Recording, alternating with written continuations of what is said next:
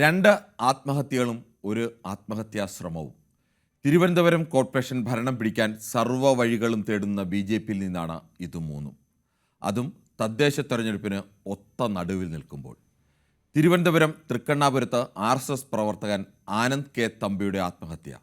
സ്ഥാനാർത്ഥിത്വം നിഷേധിച്ചതിനെ തുടർന്ന് സ്വതന്ത്രനായി മത്സരിക്കാനുള്ള നീക്കത്തിനെതിരായ സമ്മർദ്ദമാണ് ആത്മഹത്യയിലേക്ക് നയിച്ചതെന്നാണ് ആത്മഹത്യാ കുറിപ്പിൽ ആനന്ദ് കെ തമ്പി പറയുന്നത്.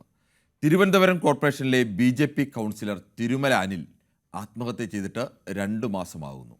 അവിടെയും പ്രതിസ്ഥാനത്ത് തിരുമല അനിൽ നിർത്തിയിരിക്കുന്നത് ബി.ജെ.പി തിരുവനന്തപുരം നേതൃത്വത്തെയാണ്.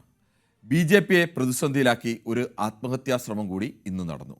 നെടുമങ്ങാട് സ്വദേശിനിയും ബി.ജെ.പി പ്രവർത്തകയുമായ ശാലിനിയുടെ ആത്മഹത്യാശ്രമത്തിന് പിന്നിലും സ്ഥാനാർത്ഥിത്വം നിഷേധിക്കപ്പെട്ടതാണെന്നാണ് സൂചന. സ്വാഭാവികമായും ബി.ജെ.പിയിൽ നിന്നുള്ള ഈ ആത്മഹത്യകൾ മുഖ്യ വിഷയമാക്കി ഉയർത്തുകയാണ് CPM-ഉം കോൺഗ്രസും. ആത്മഹത്യ നിർഭാഗ്യകരമാണെന്ന് പറഞ്ഞ ബി.ജെ.പി സംസ്ഥാന അധ്യക്ഷൻ, നിർഭാഗ്യകരമായ ആത്മഹത്യയല്ലാതെ ബി.ജെ.പിക്കെതിരെ പറയാൻ മറ്റൊന്നും CPM-നും കോൺഗ്രസിനും ഇല്ലേ എന്നും ചോദിക്കുന്നു. പ്രേക്ഷകരെ ഇതുകൂടി ഞങ്ങൾ ഓർമ്മിപ്പിക്കുകയാണ്. ആത്മഹത്യ ഒന്നിനും പരിഹാരമല്ല.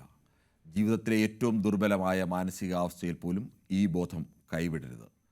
ഈ വിഷയമാണ് ന്യൂസ് 18 പൊതുവേദി ചർച്ച ചെയ്യുന്നത്. പ്രേക്ഷകർക്കും പ്രതികരിക്കാം.